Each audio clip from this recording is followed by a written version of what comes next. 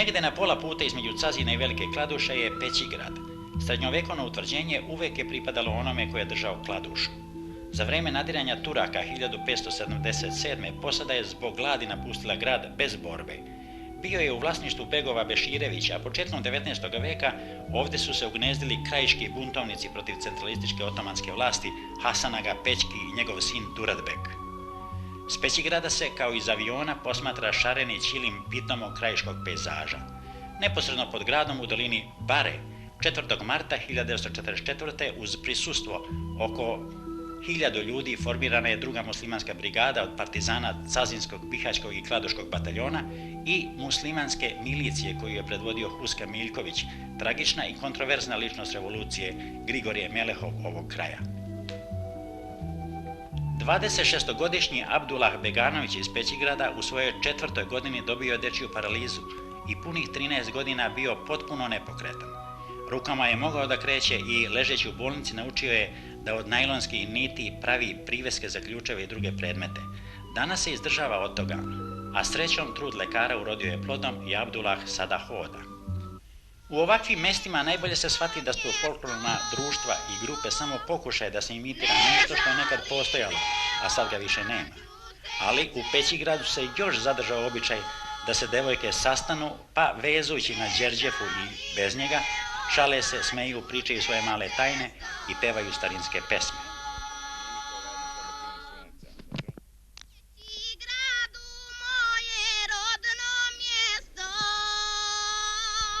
Kad smo već kod pesama, sigurno ste čuli ono "Na meraji prostrta srdžada" i zapitali se šta je to srdžada. Evo je, to je ćilimče široko oko 90 cm, dugo 2 do 2,5 metra. Evo i kako je tkaju Mina Beganović i njena kći Asija. Po principu izrade persijskih tepiha vezuju čvorić po čvorić, samo im ostavljaju nešto duži kraj. Srdžadama se obično pokrivaju sećije, sedišta od dasaka u sobama muslimanskih kuća, koja se protežu duž zidova, zamenjujući današnje otomane i kauče. U ovoj riznici starih običaja i zanata posjetili smo i kovače braću Muharema i Mustafu Beganovića. Oni ne samo što izrađuju potkovice i potkivaju konje, nego kuju noževe, mašice, izrađuju svrdla, klinove za drljače, ali najviše srpove. Baš kao što su njihovi stari kovali sablje dimiskije, tuku užareni komad gvožđa dok se on ne pretvori u seče. Braća Beganović snabdevaju srpovima ceo ovaj kraj. Kad iskuju dovoljnu količinu, opreme ih drškom i naoštre, nose ih na pazar u Cazin i Kladušu. Ali tek u selu Todorovskoj Slavnici opštine Velika Kladuša u porodičnoj zadruzi Kurtovića našli smo posljednje prave zanatlije, a to su oni koji ne rade za prodaju, nego samo po narudžbini. U ovoj porodici kovačko-mehaničarskim zanatom bavi se već 4. generacija. Ded majstora Hasana, Tale Kurtović, bio je nadaleko poznat kovač, a otac Husein, služeći za vreme austrougarske vojske u Pragu, naučio je da pravi mlince za kafu i oružje.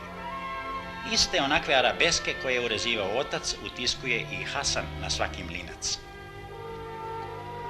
Njegov sin, koji nosi dedovo ime Husein, sklopi mlinac i isproba mehanizam. Njihovi mlinci su ne samo besprekorne sprave za mlevenje kafe, nego i vredni ukrasni predmeti.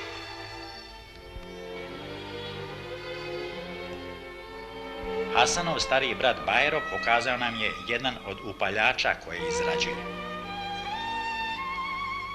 Kurtovići prave i lepo ukrašene noževe, handžare, a izrađivali su i pištolje, dok nije zabranjena upotreba ovog tipa, a dozvole izdate samo onima koji su ga već posjedovali.